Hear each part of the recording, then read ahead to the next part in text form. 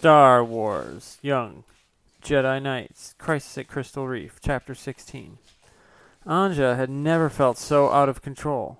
While the Jedi all around her in this mini-sub worked with brisk determination to diagnose and fix the elements of Alpha, she felt herself slipping away into a zone of pain somewhere between madness and death.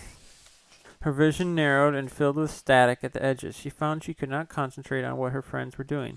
The need for spice was too great. No matter how much she tried to push it back, the tiny claustrophobic vessel felt unbearably hot, stifling, despite the Arctic prison. Unreasonable quantities of perspiration soaked her leather headband, streamed into her large eyes, ran down her neck and back to her, leave damp stains on her clothing. The others around her were talking, planning, brainstorming, but it seemed so far away. A deep ache burned in her muscles and ate its way down to her bones, igniting liquid agony in every joint of her body. Moving her hands or any part of her body produced instant punishing pain. So she did not move. Every breath became a struggle. Her head throbbed with unimaginable pressure. She realized that now that only one substance in the galaxy could put an end to her agony. Andrus. Stupid, her mind raged. How could she have let this happen to her? Addiction was for fools and weaklings, not for someone like herself, independent, intelligent, strong-willed. She had never meant for the Andrus to affect her this way. She'd always thought she was in charge of her own body, but now she was a prisoner of spice. Fool, she snarled at herself. Anja had been sure that addiction was for other people, weak people. She convinced herself that from the beginning, but that she would be able to handle it. She'd known when she started taking spice that many people had been destroyed by addiction. Anja had watched it, had known it for a fact, and yet with firm conviction she believed that it would not happen to her. I am strong, immune, invincible. Anja gave a bitter laugh. Delirious was more like it.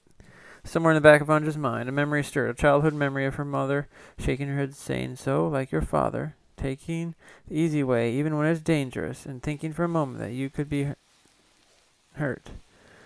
And not thinking for a moment that you could be hurt. Anja could have not been older than 3 or 4 when her mother had said those words. Her mother had died while Anja was still young, yet somehow part of Anja's feverish brain had remembered. She didn't even try to control her shuddering. So, she and her father had something in common. Both took foolish risks. Both believed themselves indestructible. Anja drew a ragged breath. She had to admit now that Han Solo was probably telling the truth. In the end, it had probably most likely been her father's foolishness that had killed him, just as her own foolishness would kill her now. She gripped the arms of her seat as streamers of fire unfurled in her muscles and joints. Short of dying, there was only one way to stop the pain. Spice, she rasped. The forensic activity around her quieted, and as if from a distance she heard Jason's voice say, Anja, are you all right? Spice, she repeated. Andrus. It's fine. We managed to destroy almost everything. Something, a hand touched her arm, and it was where it touched, her suffering was more bearable. She blinked hard, trying to focus her vision. Jason's face, complete in a lopsided grin, swam into view. Hey, you look terrible. That's because I'm dying, she managed to say in a hoarse whisper. Anger flashed in the brandy-brown eyes. No, you're not. Tanaka's serious face suddenly appeared beside Jason's. The warrior girl stretched out her single hand and made a brief, thorough check of Anja's pulse, skin temperature, pupil dilation, and muscular tremors. At each place the warrior girl's fingers touched, the pain eased for a moment before she moved on. You will not die, Ana Galandro, she said. We will not allow it. Anja suddenly felt the relief of another Jedi touch her left hand.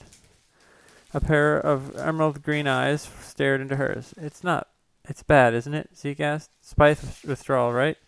Anja felt too weak to reply, but Zeke seemed to see the answer in her eyes. I went through something once. Well, not drugs. I was addicted to using dark side of the Force. I knew it was wrong, but I told myself I had good reasons for doing what I was doing. Anyway, when I wanted to stop, the dark side didn't want to let me go. I almost didn't make it. He glanced up briefly at Jason and Tanaka. If it hadn't been for my friends, I don't know what I would have done. Anja shivered. Her teeth rattled together. Tanaka reached out and pushed a few sweaty strands of hair out of Anja's eyes. Cool, tingling relief followed her friend's touch. Her friends, Anja thought with distant surprise. Tanaka, Jason, Zeke, yes, even Jaina and Loie. Master Skywalker, too. Why hadn't she seen it before? Maybe she'd just been too busy believing the lies Zethros told her. She lied to herself too much to notice it. Yes, these were her friends. They would help her. I just need Andrus. Just one more dose, she pleaded with them. Then I'll find a way to quit, I promise. The effort of her long speech left her trembling and slumped over her in her seat. She didn't see the irony in the fact that she told herself the same thing last time. A soft, melodious voice broke through Anja's pain. "There is another way." Ambassador Seagal stroked a webbed hand against Anja's cheek. "It is more difficult, requires more strength, but it can be done." Anja shook her head. "Too much pain, I'll die." "You won't let that happen," Jason said, more confidence in his words than his voice. "How?" Anja began. "I'm not simply an ambassador," Seagal answered. "I'm a Jedi healer. If you let me, I can draw the toxins from your blood." "Will that end the addiction?" Zeke asked. Seagal shook her fishy head. "I can take away only the poisons of the body. The poisons in her mind she must learn to remove herself." Anja shook her head violently, causing pain to flare in her neck. Droplets of sweat flew from side to side. "Too hard. You'll not be alone," Tenelka said. "We'll be here to help you," Jason said, clasping her hand tightly. Tenelka covered Jason's hand with hers. Zeke folded both hands tightly around Anja's left hand. "We're right here for you, all of us."